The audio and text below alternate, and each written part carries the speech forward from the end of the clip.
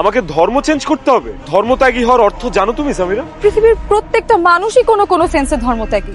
যিশু খ্রিস্টের জন্মের আগে পৃথিবীতে খ্রিস্টান ধর্মের কোনো অস্তিত্বই ছিল না। সবাই ধর্মান্তরিত হয়েই তো খ্রিস্টান হয়েছিল, তাই না? আর এই কথাগুলো তো তুমি আমাকে বলতে অনেক। কিন্তু সামিরা, প্রত্যেকটা ধর্মের মানুষের একটা কমিউনিটি থাকে। তোমার বাবার যেমন আছে, আমার ড্যাডেরও খ্রিস্টান কমিউনিটি আছে। আমার মম ড্যাডের কথা একটাবার ভেবেছো ওনাদের উপর দিয়ে কি যাবে? তোমার মম ড্যাডকে ভালো দেখতে হলে তোমার আমাকে ভুলে যেতে হবে। আমি পাগল হয়ে যাব তোমাকে হারালে। আমি অলরেডি পাগল হয়ে গেছি অনেক। বাবা আমাকে বিয়ে দেওয়ার জন্য উঠে পড়ে লেগেছে। চল আমরা কোর্ট ম্যারেজ করে ফেলি, বিয়ের পর আমরা যে যার ধর্ম পালন করি, তাহলে তার কোনো সমস্যা হবে না।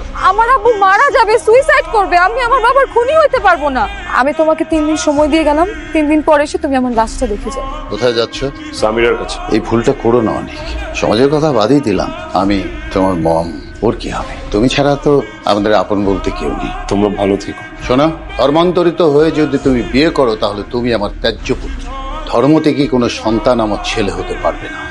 অনেক, আজকে আমাদের বাসর রাত, আর এই রাতটা জীবনে একবারই আসে। প্লিজ এই রাতটা নষ্ট করে দিও না।